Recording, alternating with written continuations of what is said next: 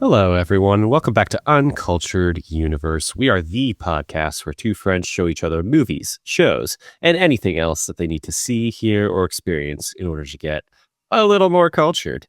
I'm your host, Joe, and I'm joined as always by the uncultured Justin. Hey.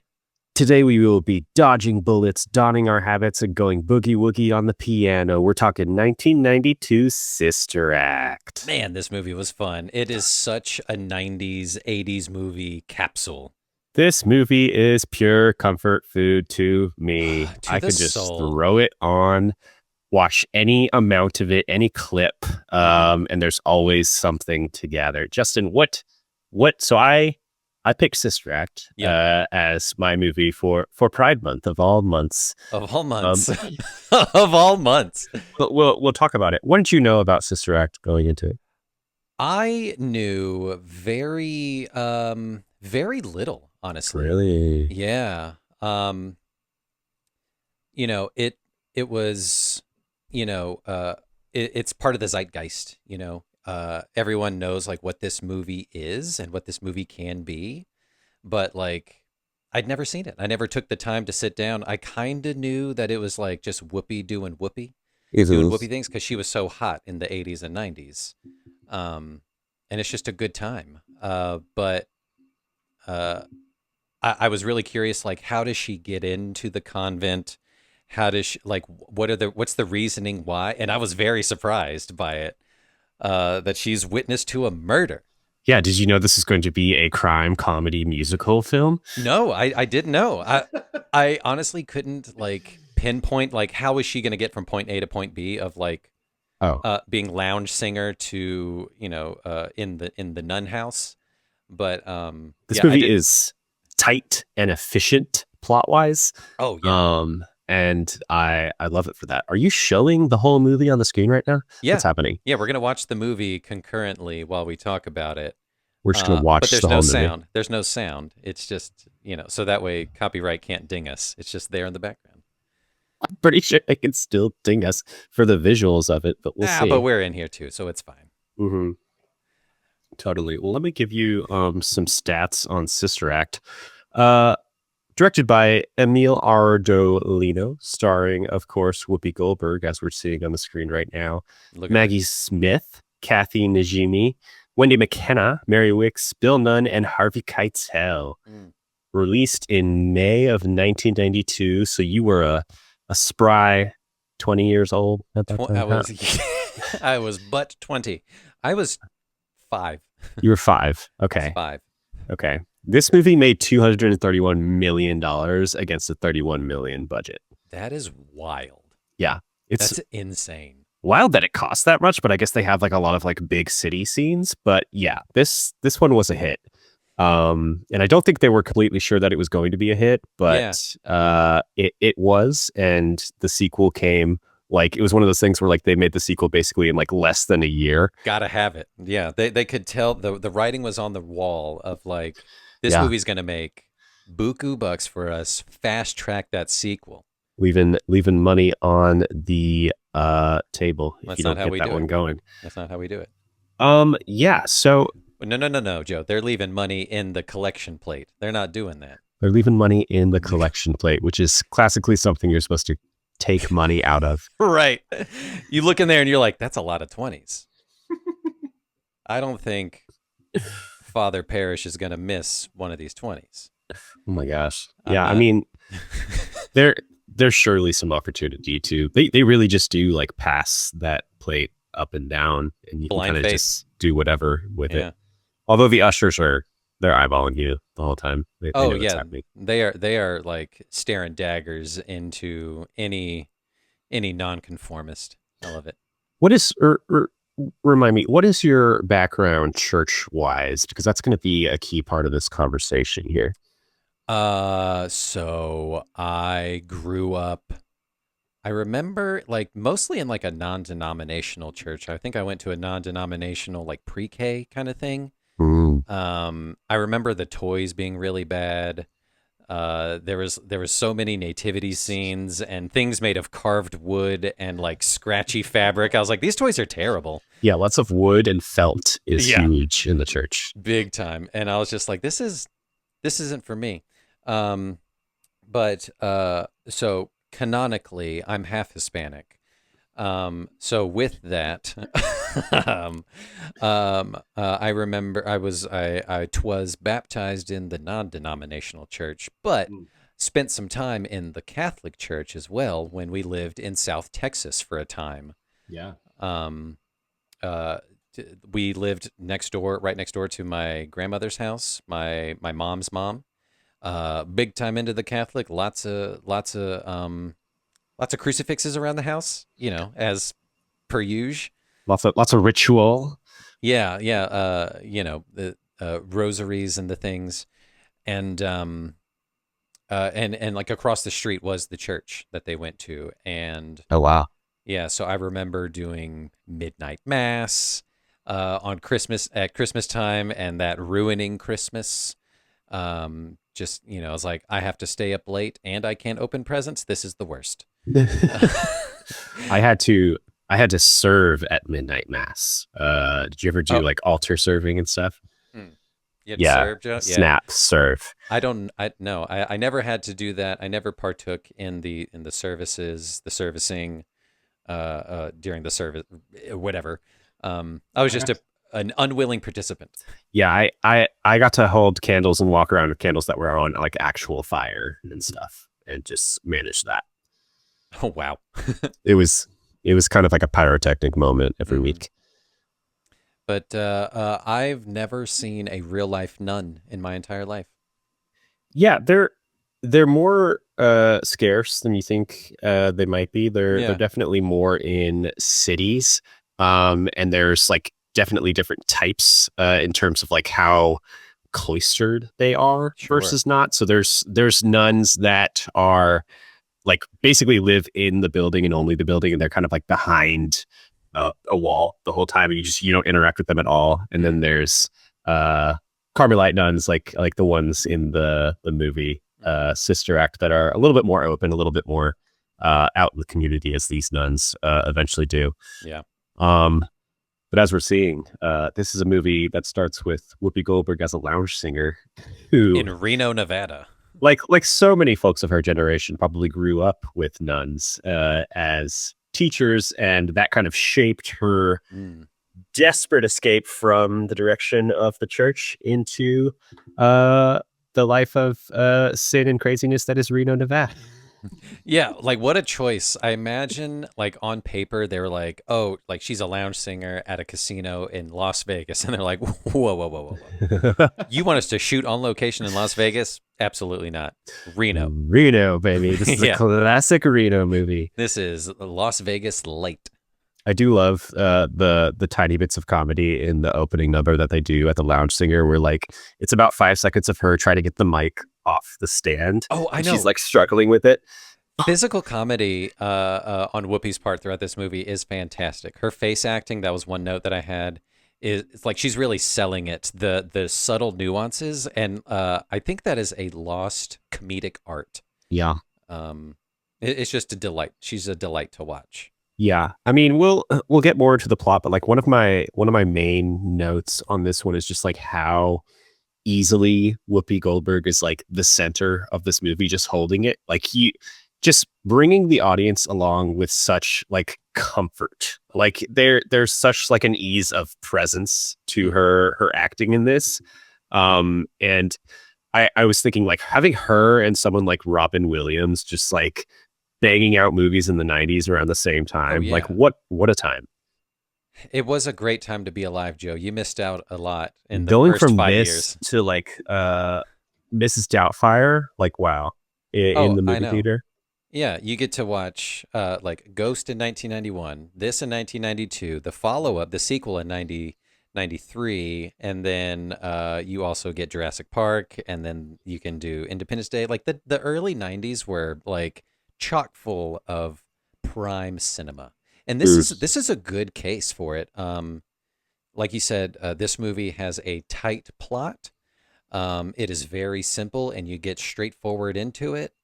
I think we're like almost 10 minutes into the movie, and we're about to hit the the starting gun of Mhm. what moves the plot along, which is great. You love to It see it. it blends themes together so well too. Like we're in the opening 10 minutes or so of the movie, and basically someone's about to get straight up murdered with a gun. Did not see that And coming. that happens in kind of the first act, puts her in witness protection program. We end up at the nunnery, the church, where she's placed, and then immediately it becomes a whole other movie where you're growing with and these like new relationships between her and the nuns and caring about that side of things, and it becomes kind of a musical comedy before sandwiching itself again at the end with like Oh yeah. a escape rescue caper action bit towards the end. And it shouldn't work, but the ups and downs of that are not very jarring to me because it is Whoopi kind of taking you through that the entire time. Oh yeah. Yeah, it like you said, she's got this homey, down to earth, nostalgic feeling to her that just feels like a cozy cottage. And I don't know what it is exactly. It is a like it's a je ne sais quoi that she's got. She's got that magic stuff.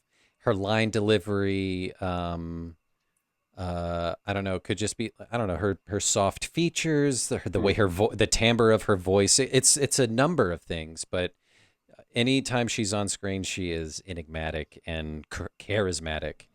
No Uh, one, no one out there is like her. What's your Whoopi Goldberg history? Where you think Whoopi s- Goldberg? probably spent the most time consuming the Page Master as a Oh my child. God, I was thinking the Page Master too, Yeah. But we've which is talked. not one of her well-known ones. No, but it's well, you know what, Joe? It's well known in here. When I hear her voice, I see her as that weird little book. Yeah. Um, but other than that, like, and I think we talked about this, my very first movie theater experience was seeing the movie Ghost with my mom when I Yeah. was 4. Um, oh, that movie is not for 4-year-olds. And, but I also think of her in that role. She's fantastic in that movie. So those are probably the two that I like immediately jump to and probably have consumed the most times Yeah. Yeah. I mean, of her. Sister Act was huge in my household. Sister Act 2, Back in the Habit, even bigger. We will be talking eventually about the sequel here. But this ties back into classic Murphy family VHS from the library culture. Because we didn't have like TV, so it was a lot of like go to the library. You can get 5 different VHSs each week. Everyone gets to pick out one because there were like 8 million of us kids. Um, and so Sister Act was definitely one that was in common rotation there. Hmm. And then Sister Act 2 was one that like my cousins always had. Yeah. Did you ever like go to your cousin's house and there were like 3 to 5 movies that you just always watched all the time that you just only know as like cousin movies? Cousin movies. Yeah. Funny enough, Lion King is a cousin movie. Yeah. But also the soundtrack specifically. I remember when the soundtrack dropped, anytime we were driving back and forth, like during Thanksgiving or whatever, we would be listening to that. So I Mhm. associate that with cousins. Other cousin movies. Other cousin movies. Miss Congeniality, huge cousin movie for me, one that Mm-hmm. we've covered. Also The Mummy. Oh Uh yeah, yeah. that and Sister Act 2. Those are like my big trio. Big cousin energy. Yeah, for sure. But yeah, like this is a fun scene here of like the cat and mouse chase of Yes. like showing off some of her like street smarts and whimsy to escape. And I'm just like, how are we gonna get her to the nunnery? I loved I loved the scene that was leading up to this that we just watched where she's talking herself up into breaking out with Harvey Keitel, and she's kind of like on her way there, and it keeps going back to her listing out the different cities that she could make it in that aren't Reno. And it Yeah. happens like 4 different times where she's just like, I could make it in New York. I've always wanted to go to Chicago. Yeah, and then they cut back over to Goodbye, Harvey Vince. Keitel, and they cut back over, and she's like, "You know what, Miami? You know what? I could always do it in Miami. Miami's the Miami's place for me. I've yeah." always wanted to go to LA. That's such a good, funny bit. Like, they really don't make movies like this, like They anymore. really don't. And like it's such a cop out just to say that, but that was my main thought coming out of this. I was like, God, this thing moves. We have been talking and we're already almost into like the main meat of it. Just watching it right now. Like the murder has already happened on the screen in front of us. Yeah. She's about to go into witness protection. It's been It's not 15 minutes. It's not, but it is not like really exactly witness protection. It's like they don't say those words. It's like protection of, yeah, I mean she's a witness in like a court case, although Yeah. it's they tie it up really neatly where he's like, yeah, we're gonna get you one court date and then you'll be good to go. You'll be set. I don't think the courts work That's not like how, that. maybe they did in the 90s. But the thing that really stuck out to me with this at the end of this scene where he's like, "Don't worry, we're gonna take care of you. We're gonna put you up in a place, in the last place he'll look." And then it's like smash cut to San Francisco or whatever, and it's like, you moved her one state over, like maybe an hour and a half away. Like, you couldn't have picked like 2 states over. Like, come on. Like, didn't even change time zones. Like, that was the biggest like miss for me. Like, they could have gone anywhere else, like East Coast, send her to the East Coast, and they're like, no, this is the easiest thing we can do. You just got to think like this detective guy has contacts with the priest who works at the church, and he's just been like waiting for the opportunity to put someone in witness protection there. He's been thinking through it this whole time, like, yeah. God, what a great bit that would be to hide someone in a nunnery. This is gonna be hilarious. And then Whoopi storms in. This detective guy, Bill Nunn, he used to live in Atlanta. We would see him at the farmer's market. Really? Yeah. Amazing. Yeah, in like the 90s and early 2000s. That's so fun.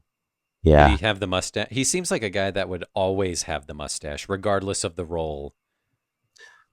I don't remember because I was so young, but I do remember him. Do you remember seeing him in like the Raimi Spider-Mans? That's like the other big thing that he's in. He's like J. Jonah Jameson's like second in command in all of those movies. He's in all of the newspaper scenes. Yeah. I mean, like, it's the exact same kind of look that he has too. It is the mustache, and it's like a schlubby suit kind of a thing, and it's the same thing. That's amazing. Yeah. Yeah. That's great. Movies I are love fun. that. Movies are fun. And like actors are fun. This is great. As we're watching it back and talking about it, and you brought it up too, like, this movie also feels like tonally, cinematically, and obviously like genre wise too, but it feels so related to Miss Congeniality. Mm-hmm.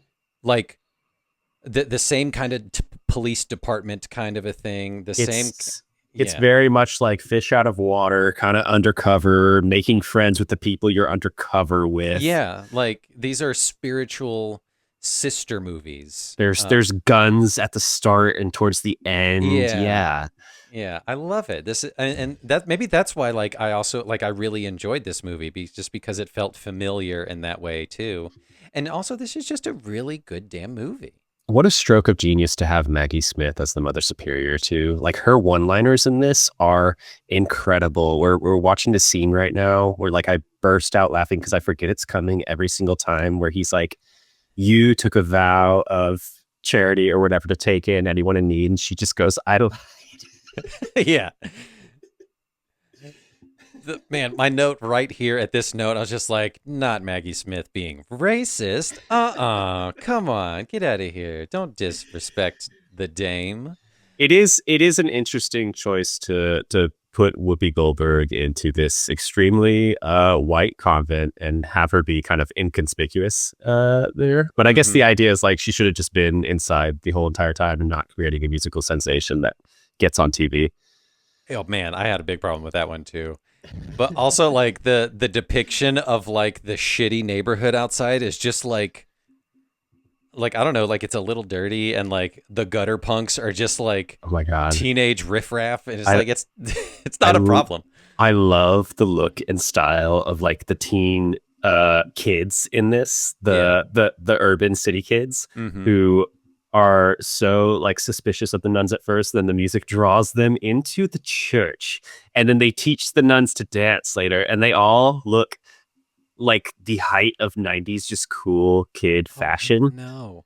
It's But fantastic. no, Joe, they're supposed these are like these are the riffraff in the troublesome neighborhood that they're in. They're dirty. They're Peter Pan Hook kids. They They're are. teenage mutant ninja. That's what they are. They're Ninja Turtle Yeah. kids. They're Ninja Turtle kids. They're part of Shredder's clan and of his gang across the country because that's in New York.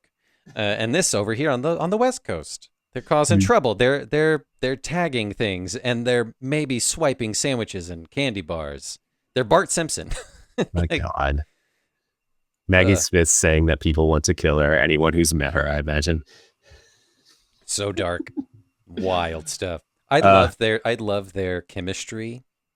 It was such a smart choice putting Maggie Smith against Whoopi Goldberg because they're so fun together. Whoopi Goldberg always fits in movies in ways you'd never think Whoopi Goldberg fits in. Like she's coming off of an Oscar for Ghost, and you think of Ghost as like, oh, this supernatural romance bit, and then when they were writing that screenplay, they decided, yes, let's add in Whoopi Goldberg as this character that's going to blow everyone else out of the water, even though this is supposed to be like a romantic movie between Patrick Swayze and Demi Moore. Whoopi Mm-hmm. Goldberg is going to be the one that people walk out remembering who's just going to win the Oscar for this.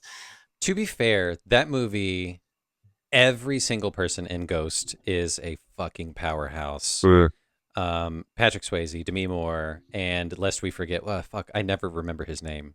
Tony Goldwyn. Tony Goldwyn. Yeah. Yeah. I So good. Like all four of them are just so engrossed in that role and it feels so lived in. In this movie too, like it's mainly Whoopi and Maggie Smith for me that are like the standouts, Mhm. but also surprisingly, and they quickly kind of pair them up and group them together.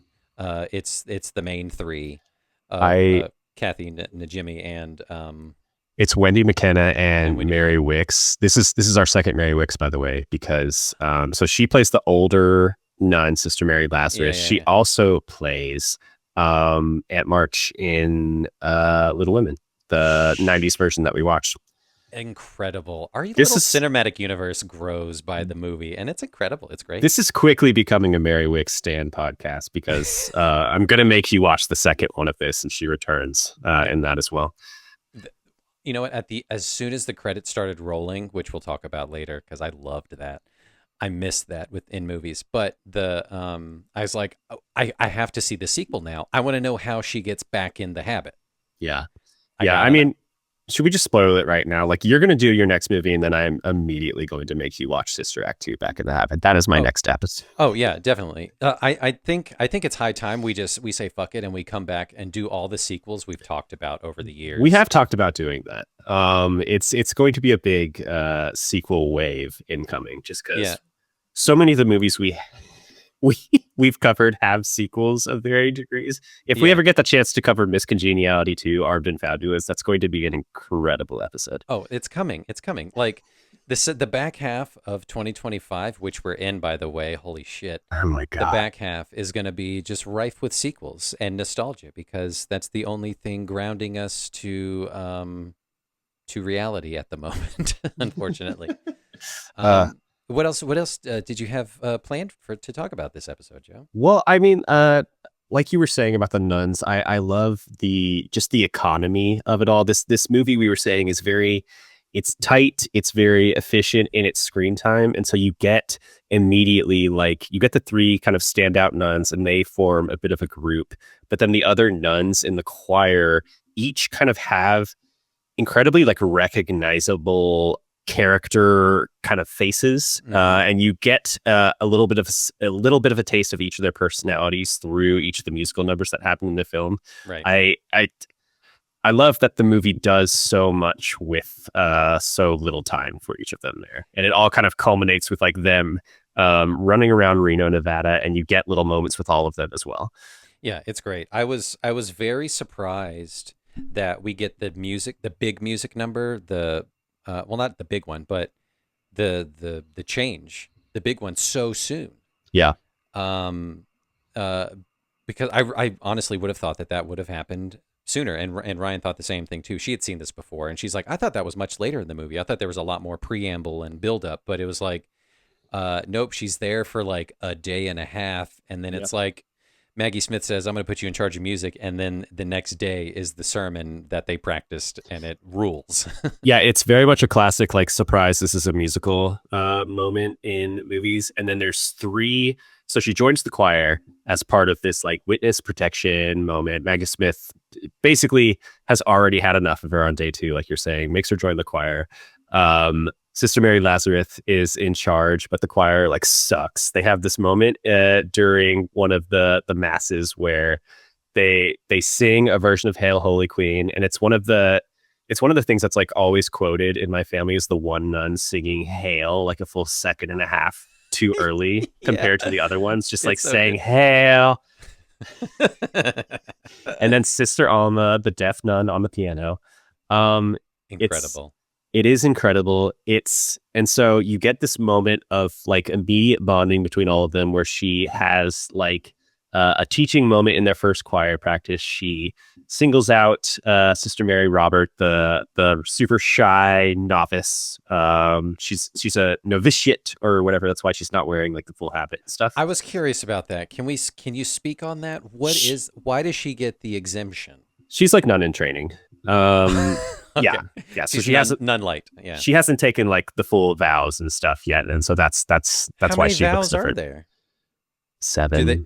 I don't know. seven? No, I Oh, have no idea. it's like, did she only do half? Like, how do you get there? How long does that take? No, she's doing like she's doing nun internship. She's doing Yeah, nun a nun practicum. Yeah. nun 7-day trial. Oh, this is before she does nun max, Yeah, nun plus, nun max. Christ plus. Subscribe to Christ Plus. Christ plus Um, max gets you 3 Hail Marys for free. Sign up now. it's basically three perfect musical numbers spread across the film. So you obviously have the first Hail Holy Queen number where she has taken over as leader of the choir and they perform this like very beautiful, very traditional version of Hail Holy Queen. And you think, oh, like that's nice. This she got them to kind of harmonize and sing it together finally. Mm-hmm. And then, of course, it's not over yet. They Of course not. break it down like gospel and boogie woogie style into a version of Hail Holy Queen that is a lot more modern. That again, I it's it's so it's so fun when like it shows the people outside just on this like crazy dirty hellscape of a street outside of this church being like, wow, they sound amazing. And then people start like flocking to the church while they're singing, literally filling out this completely rundown building via the power of song. Mm-hmm. And so at that point, it kind of becomes this revolutionary bit where Maggie Smith is completely against it. She's more for traditional values. It's very much a Pitch Perfect style script in that way. And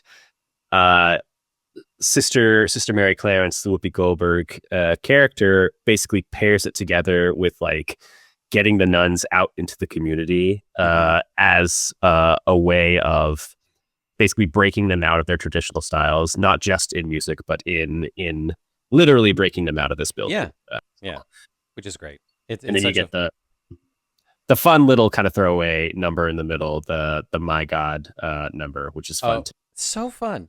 But yeah, the first breakout role, not breakout role, but the breakout big number, Mhm. with the Hail His Holy Taxi is so good. It's that feeling, and I just had to look it up, that where you get like the aesthetic chills and psychogenic shivers when you Yeah. hear and feel something, which is again, Joe, we've talked about this before. That makes us weird. That is Yeah. not neurotypical. You get the chills when you hear and feel something so overwhelming due to outside stimuli, and I got that from that scene. It was just like, I'm to the point of tears. This is so wonderful and great. They hit some notes and you're like, oh, and Yeah. then you get Kathy and Jimmy, the high note nun character hitting some stuff, and then Mhm. obviously Sister Mary Robert is kind of like her breakout Oh, protege who gets like the little that's the part. solo. That's the Uh part that does it. Because you get the previous scenes where she's like getting her out of her shell and like learning how to sing more from her diaphragm and feel more confident, and then she gets her moment, and mhm. it's so rewarding and it feels so good and it's chill inducing. I love it. Yeah, I think it was the what is the maybe Little Shop of Horrors episode where we talked about that, where I Mhm. had the same sort of thoughts around the Skid Row number. Like, was Yes. not expecting it at all, and then I was like, Mhm. whoa, whoa, whoa. I think it has something to do with the way that the music is arranged. Uh-huh. Because she's like taking like a higher melody part, a counter melody, while the main chorus and stuff is kind of like playing like down, but she's going up, and then there's something that's happening there in the congruence of those notes, and it just it I fucking hits. I think we're just suckers for like a three-part harmony. I think Oh, that's all this is right now. oh man, 100%. You know it. And which, speaking of three-part harmonies, like I'd love that little music theory bit where she's handed the reins, Mm-hmm. and she's like, "Okay, I'm up to the challenge. We can do this." And she's like, "All right, deaf nun, give me the A and the altos and the sopranos and all." And like, Again, so cool. it's just like economy of screen time. Each of these scenes has to like move the plot forward. They do so perfectly using just like the most natural kind of seamless transitions. Like, how do you write the scene where she has to be introduced to the choir and 3 minutes later take over as leader of the choir, and 2 minutes after that they're performing their first song? Like, how do you make that happen? And they seamlessly kind of take you through this moment where she has a little bit of like a learning moment with the choir. She teaches them how to harmonize on one single note. She has the one-on-one moment with the younger nun, and Hmm. then that all kind of culminates in this um their first performance, which then kind of like dominoes again into like her eventually clashing more and more with Maggie Smith's character, but also it becomes like, oh, whose side are the nuns on now? Because now Mm, they're a part of it. And so it's like, who is winning like their loyalty more and right. more. Yeah. And then that builds into the second musical number where I love that the My God number highlights, gives them each like a little bit of a line to sing. Yeah, Uh, that's where you get some, like you talked about, like some of like the personality and Mhm. some of the other nuns, because Ryan mentioned this, is just like it's such a character choice to like give them each like different vocal, like Yeah. not stems but just like distinctions of Yeah. like you get some like the various accents, and it's so much fun to play with. It's such a it's such I mean it's such a nun thing too. Like Is it? I don't know any other way to say that. It's like these Oh, uh that's so nuns. crazy looking women who come from all like walks of life and Yeah. stuff, and they've been doing this for 100 years. They've been in this convent, you know. They're all so old, but they all have these like rich like lives and personalities, despite their lives seeming so like small and simple Hmm. in this case. And like that kind of weirdly tied into like my little main course thought on this movie. The reason I had this as my pick for Pride Month is like there is something queer that kind of like draws queer people to it about this movie. Like I've talked to a lot of like gay people who like they always like look back fondly on Sister Act and Sister Act 2 Hmm. as like these moments, because like you have a lot of queer people coming out of Catholicism, and Yeah. this movie is very much about like bringing that religious world but then clashing it up against like the quote unquote modern world Yeah. of the 90s. And it's about like taking a level of like, I mean, there's like an iconography and theatricality that is kind of inherent to Catholicism, despite how crazy and weird and strict and ritualistic it is. Like, it can't help but be a little bit theatrical, and this movie plays with that in such a fun way. Oh yeah, like it's a full on stage performance, and um, you think of like modern churches that are big these days with the masses, where there's like lights and fog and Mm. pyrotechnics and multimedia, and then the priest comes flying in on a trapeze from the rafters, and he's like, guess who else flew in from the rafters? And he grabs a guitar and he's like, little guy called Jesus Christ. 2, 3, 4, and it's God, I insane. I cannot imagine this movie in a mega church. There's something like so weirdly nostalgic about the look of this movie too, like coming from Catholicism. Like you mentioned, the wood of it all. There's like a Oh yeah. dustiness to the church in this Mm-hmm. movie. Like I know what this place smells like. If that makes Mm-hmm. sense. Oh yeah. Like I I can't help it. I love a good big cathedral like this. Mm-hmm. This movie definitely recognizes like the acoustic qualities that Oh they're yeah. in. Oh yeah. Uh and just like the whole idea of like uh a rectory, like this scene that they're in right now. Mm-hmm. There's whole entire worlds to be explored there. Yeah. Um That just looks like the workroom on Drag Race, or the room in from like Top Model or Project Runway. It's just sewing machines and spools of thread for days. like making rosaries. Yeah, Uh that's all they're doing. it's a simple life. It is. But yeah, like the visual quality is so quintessentially 90s. Mhm. It's that warm tones. And of course the setting, like you're saying, like definitely plays into it, of like a cathedral is all the solid wooden pews and the grand ceilings and everything. It just plays so well to like that warm film uh film style. And then you juxtapose it with like the cold, rough exterior of the city Yeah. with graffiti, and it feels so grimy, but it's really not that bad out there. I mean, yeah, like it's kind of on the nose, but like you can see how like Mary Claire's coming to the convent, like the the reawakening of the spirit that she brings to it also comes with like, oh, they're literally going to fix this building and this roof and like clean up the street a little bit too, Hmm. which becomes such a big part of it. Yeah, like they cleaned up their act. They cleaned up the streets in the best way possible, and that was a fun little additive piece that I didn't expect either. Of just like, oh, she's not just there to make herself better or do self-reflection or whatever, but she's also like impacting the community and impacting others, by getting them out of their shell and helping them learn to be better performers and better people. And it's a good feeling. This is a good feel movie. It's a good feel movie. Um, I like that it also culminates in the Pope visit, which is like the single most unbelievable part of this entire movie, that the Pope would randomly decide to visit this church for a performance, and that the it wouldn't be like packed with paparazzi and people outside of that church at the end, even though there Yeah. are quite a few people in there. They're all like very chill and all looking forward. That church would be an insane madhouse if that happened in The real life. church would be Woodstock 1999 in there. It would be insane. And he would have a mini Pope mobile up there. It would be shrouded in bulletproof glass because it's the Pope. Like you don't just bring the Pope to San Francisco on a whim.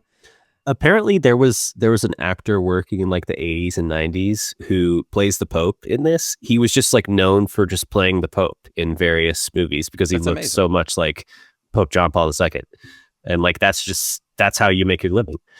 Is that who this is? Is that who this Pope is supposed to be? Is he Oh yeah. supposed to be Pope JP? Oh That's yeah. amazing. He's up I, to time.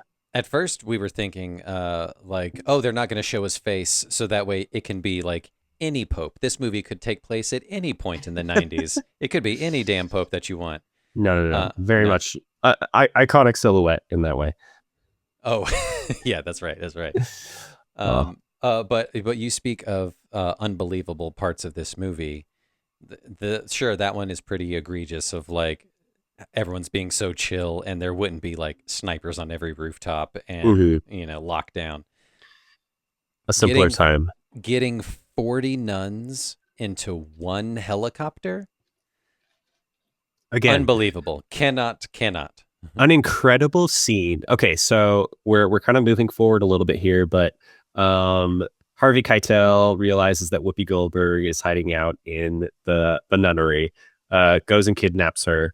And so Maggie Smith and the nuns go and try to rescue her. They have to figure out, again, you have to figure out, how do we get these nuns from San Francisco to Reno? One scene where they guilt trip a helicopter guy with like the threat of hell, basically. Hardcore. Like, It's incredible. Maggie Smith is so good. And like I love the scenes that she and Whoopi have where Whoopi is like they're like slowly becoming friends, and she's like, "You're a formidable woman." It's part of yes. this, and you could tell it's like, yes, she has this like worldly quality about her despite being this like cloistered nun. And Hmm. she has like a level of street smarts that she reveals over the course of the movie when they Hmm. get to Reno, and she's like, "All right, spread out, blend in, let's do this." Oh yeah, like I want the prequel of Maggie Smith's character. Sister Act Origins, yes. Oh yes. Oh, that would be so good. Uh, there's so many little moments in this movie, like when they realize the Pope is coming, and they're like, "Oh wait." It's one of the moments when they're all like celebrating, and the nuns are like, "Oh, it's better than springtime. It's better than ice cream, whatever." And Whoopi's like, "It's better than sex." or so I've heard. So funny. That's hilarious. Yeah, I love those little in jokes of her like being the outsider, um, kind of like barely keeping it together, keeping her Mhm. guys up. Very, very fun.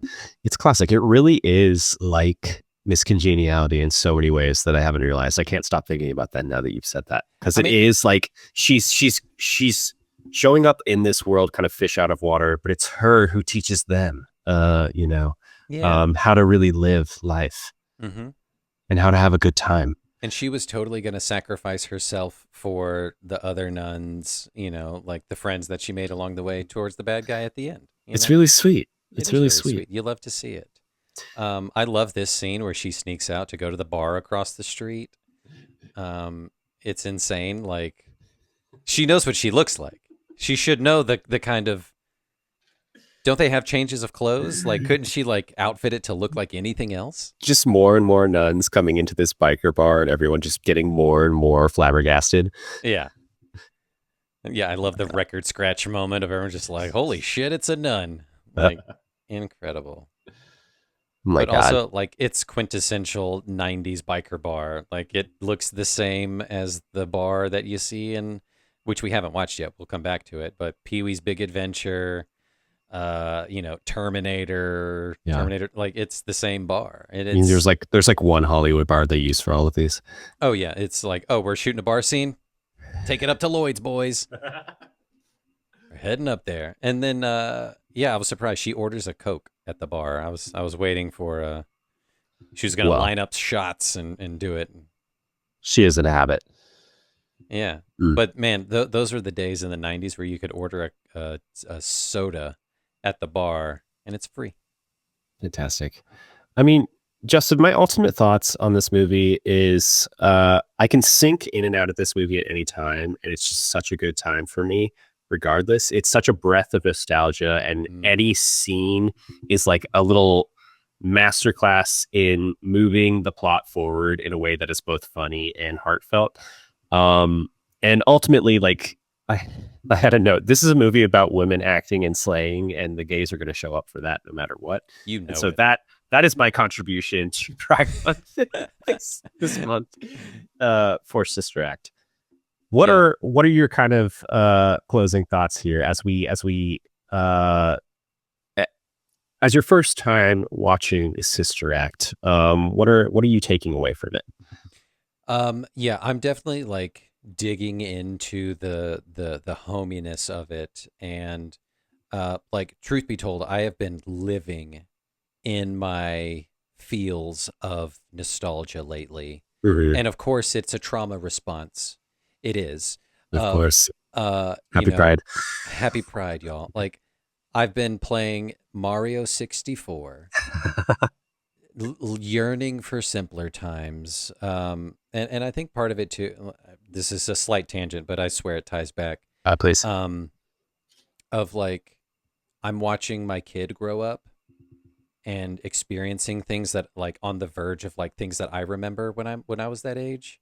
And it's so fun, also sad at the same time to like have to do that in my brain together. Mhm. So and then of course just the state of the world and the economy of it all, where I'm just like, oh, I need to retreat back to where anxiety and fears weren't so high. Where do I go? I go straight to the 90s. The video games, the soundtracks, the sounds, the TV shows, the movies and things like that. So this is like this movie was so like perfectly timed to like fit in with that journey that I'm on, question mark, Agree. of just like, oh, this, because like we talked about, this feels like those other movies we've watched before. This feels like other movies I grew up watching. And I don't know, it was, a true surprise all in all. And because, I had no idea of like how she got from point A to point B, but it was just so seamless and Yeah. it felt so right. It felt like such a 90s. The sounds, I missed the sound of a 90s gun going off. It's the same sound that they use, the same Foley. So much smoke in this. I love this. I love this scene. I It's leaned over to classic. Ryan and I was like, whenever there's trouble, why is it always you three? That's what I said. I So was good. like, it's literally reenacting Harry Potter in this. It's great. I know they had to have known Christopher Columbus when they were making that movie. They're like, oh, we gotta do Sister Act. Are we doing the Sister Act right now? Hell yeah.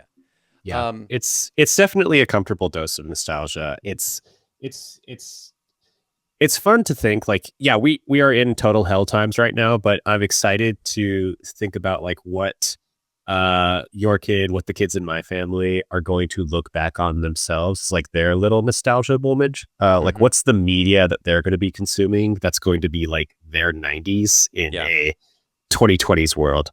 yeah, yeah. Like the I forget where I heard it, but there's kind of like a not a it's not a danger or a slippery slope or anything like that, but us as millennial parents and things like that, of like we're living so much in our own nostalgia and we're trying to share it with our kids. You got to Like, give them new stuff. you got to get them new stuff. You got to let them have their own moment. You can't, Yeah.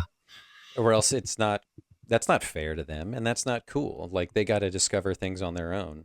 I mean, the 80s and 90s are fun. But yeah, they gotta have their own culture. They gotta have their own moment. They gotta have their own things that they're quoting all the time, Yeah. which I guess is Paw Patrol and Bluey right now. That's fine. But Oh, we do not stand for you Paw don't do Paw Patrol. Patrol. We don't do Yeah. Paw Patrol. Yeah. Yeah. No That cops show's in this crazy. house. No That cops in show's this house. crazy. Yeah. Mhm. Yeah. Absolutely not.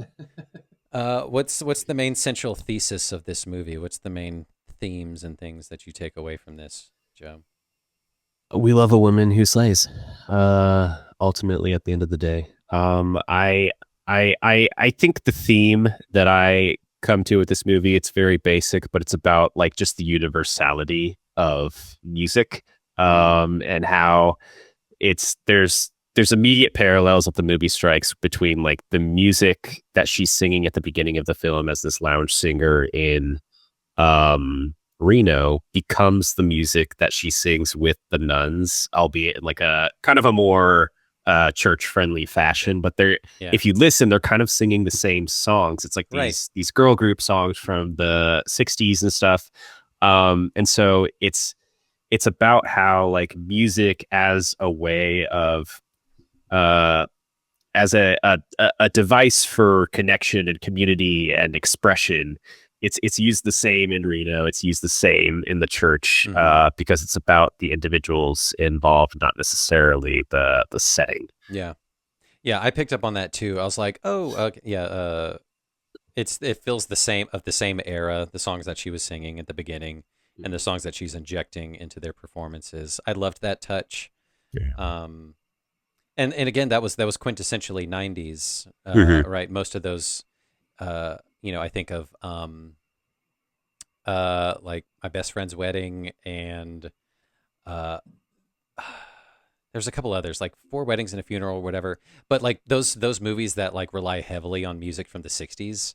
It's something they touch on in the sequel to this, where it's like we're talking about nostalgia for the '90s, where like she in this is nostalgic for these groups from the '60s, and that's where she loves like a lot of her gets a lot of her musical inspiration from. Hmm. It's so Uh, good.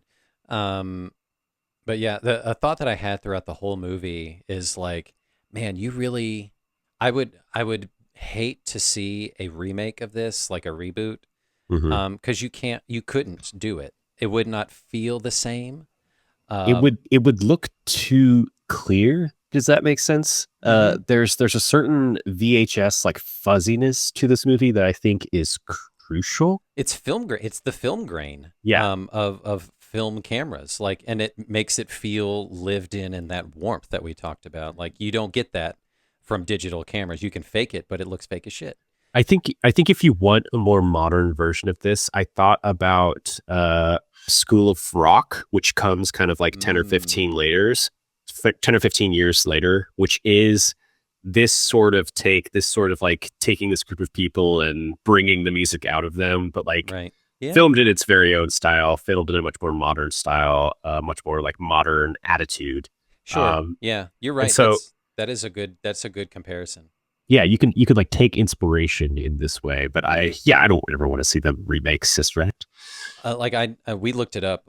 Like I was like, was there a third one that was going to be coming out soon or anything like that? And it's like, well, they were talking about it, but I think they tabled it. And then like Maggie Smith passed away, so they're just like, we're not gonna, we just can't. Yeah. And I mean, then what do you like, and then like, I'm glad like this one didn't fall victim to the classic tale of the 2020s where everything is a legacy sequel or a reboot or a hard reboot or like I would have hated a 30-year legacy sequel to this. well, I think folks in the '90s also had weirdly like a better connection to nuns than folks today. Oh Like yeah. if you made a movie about nuns, like people wouldn't really know what to do with that. Mm-mm. You think about nuns and like there absolutely are nuns out there. There's people who join convents all the time still, but like you just don't they don't have as much of a presence in culture as they did Yeah. in the '90s because so many people then were like schooled by nuns in the '50s, '60s, '70s. Yeah. And that's just not as much of a thing these days. So this really hit a moment for nuns that I think like struck well. Yeah, nuns were big. Nuns were big in the '90s. They're not anymore. Most people, yeah, would think of like Halloween costume or something. Um, I mean, because like I imagine most people, I guess, like I said, I have never seen a real life nun in my entire life. So they're an enigma to me, you know. Most nuns are cool. The ones that I've met, they're just kind of like doing their own thing. It's historically over the centuries a way for women to escape the craziness of society that is Yeah. against them and kind of enter a slightly other type of crazy society. Mm-hmm. And it's probably an interesting conversation to see how that's evolved into the modern age. But Yeah. uh, Yeah, this movie is very Yas Slay Queen and anti-patriarchy. Like I fucking love it, dude.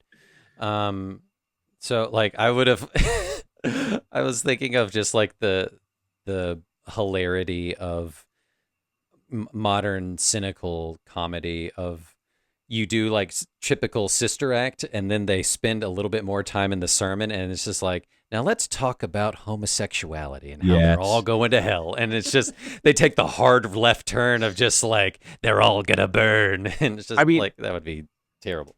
one of my main questions here, like from a Catholic perspective, is like I don't know when during the mass they're actually singing these songs. There's not like a typical like music break that happens during like uh, a Catholic service. It's kind of like during the priest's homily that they do it in this movie, but Hmm. that's not really something that happens. It's extremely structured in the mass, so I don't really know when they would have time to actually sing these songs. Is But that it's nice that they do. Is that the only? Is that like the third unbelievable part of this movie? Of just That like is, they yeah. wouldn't just be singing this song willy nilly. Yeah, they wouldn't. I mean, it maybe like before or after the mass, but like there's not like a music break Mm-hmm. within the mass itself. Yeah. Another just quick side last thing was just the time frame of this movie was just weird to me. It was just like, so her cop friend is like, hey, so I'm gonna hide you in a convent for 2 months max, Uh-huh. like until we can get a court date. 2 months is not a long time. And Yeah. she calls him after like 2 days, and she's like, I'm going crazy. You have no idea what it's like in here. And then it's like, and then like maybe a week later. Oh yeah, because she's seen one service, Yeah. and now this is like the second one. So Yeah. she's been there a week and a day maybe, and then they You have one or two other performances. So she's there barely 3 weeks. you the time frame is something that you do have to kind of suspend your disbelief on. There is almost like a montagey moment where it does show them singing other songs. It's just it doesn't show the full songs themselves, and it Mm, shows like the church getting repaired, and it shows more and more people coming to church. And so it's implied that like they're doing more and more shows, and so I could believe it is like a couple months or so, but it is I know exactly what you're saying. And like I picked up on it this time. It is kind of like a flip where hmm she's like literally on the phone with him one night saying, "Get me out of here." And then the next day he's like, "Okay, you can get out of here." And she's like, But wait, "No, I'm already I'm I'm starting to get cooking a over handle on here. here." I'm cooking over here, guy. Like, don't pull me out now. It's because she gets like the musical fulfillment randomly out of this convent that she never had in Reno with her girl group. Yeah. And it's fun how they do that musically. Like you again, like the first musical number in the movie is them on stage at the Reno Lounge as hmm lounge singers, and it's funny to watch them, and they're kind of good, but like they're very much like forced a little bit, and they don't seem to be super comfortable or like inspired by what they're doing. And then a lot of the songs that they sing become these songs that the nuns are singing, like we're watching right now, and there's Oh, so this much is more so like good. passion in it, and it culminates in like the final number of the movie that they sing for the Pope, Yeah. where it's kind of like all perfect. She's got her hair down, and like they're all like so into it. It builds into this like perfect So great. crescendo. A thing I'm just now noticing while rewatching it right here too is the thing that also sells it is previous to this, anytime they were showing the nun singing, um, the camera is still. Yeah. It's motionless. So now when they're doing it this way, there's a lot of sweeping motions and energy to it, Oh my god. and the angles are so good. I And love the way the camera moves around, oh, basically in like a circle. it's so perfect and wonderful. And then they keep cutting back to Maggie Smith, and it's a still shot again. But yeah, like you feel the energy, and she is not only like literally commanding the stage, but she is, uh, she's so good and charismatic and like directing these ladies and singing so wonderfully, and like, oh, this is so damn good. You just love to watch her. Just literally anything that she's doing on screen. hmm I could watch and have a good time. This is great. Um, This my movie final rules. my final note was perfect movie. My note before that was Mary Roberts saying like, "What? I'm so nervous about performing for the Pope. Like, what happens if I forget my lines?" And then immediately Whoopi goes, "You're gonna go straight to hell." So funny. I love it. Uh, Yeah, look all at right. that. This shot is so good. It's sweeping. It's incredible. This is such a well-made little movie. Who like I want to know, and I mean we won't have time to look it up now, but like the cinematography is fantastic, specifically in this scene, and in the other performance scenes too. But also like the music arranger who wrote that piece. Someone had to write that. Justin, So good. Justin, I do have time to look it up right now because I have the Shut up. page right here. You are not going to believe this. Cinematographer Adam Greenberg, known for his work on the first two Terminator movies, the second of which he got an Academy Award nomination for. Amazing, dude. He had a hot streak going. Yeah. Yeah, what a time to be working in the movie biz. They're like, we got him for cinematography. Like, this movie's gonna be a-okay, you guys. Don't worry. He's like, I'm seeing in a scene here that you need to shoot in a bar. Yeah, done. I have a contact. I got the bar for you. Whoopi, sit down. This is great. You're gonna have a good time. So fun. All right, Justin, tell us a little bit about where we're going next episode. Where we're going next, Joe, is what did I tell you last week? We are going to move in the direction. Do you want me to tell you? Tell me. It's I can't keep vamping. So you wanted to watch Mighty Morphin Oh, Power that's Rangers? right. Yeah, because I keep getting the Mighty Morphin content on my on TikTok. Tell me, give me a brief overview because I know there's 8 million Power Rangers shows and movies. Man. Where are we diving in? I'm having to do a little bit of deep diving myself because the lore, Joe, the lore goes quite deep. Yeah. It's the 30-year anniversary of the Mighty Morphin Power Rangers movie from 1995 that I remember going to see like the day it came out with me and my best friend at the time, and I was obsessed with Power Rangers, and I saw it so many times in theater. As soon as it came out on video, I got it. I had all the toys and the collectibles to make the Megazord, and I wanted my grandmother to make me a Halloween costume from scratch that Halloween, but she never did. So sad. But I fucking loved the Power Rangers growing up. That must have been like releasing crack into the streets, like like just setting the Power Rangers loose around among the American child population. It was reckless. It was definitely reckless. Incredible. But they knew what they were doing. So we'll talk about that, the Power Rangers of it all, and the sweeping of the leg power that it had over the nation, of kids playing karate ninja warrior, at recess. It's great.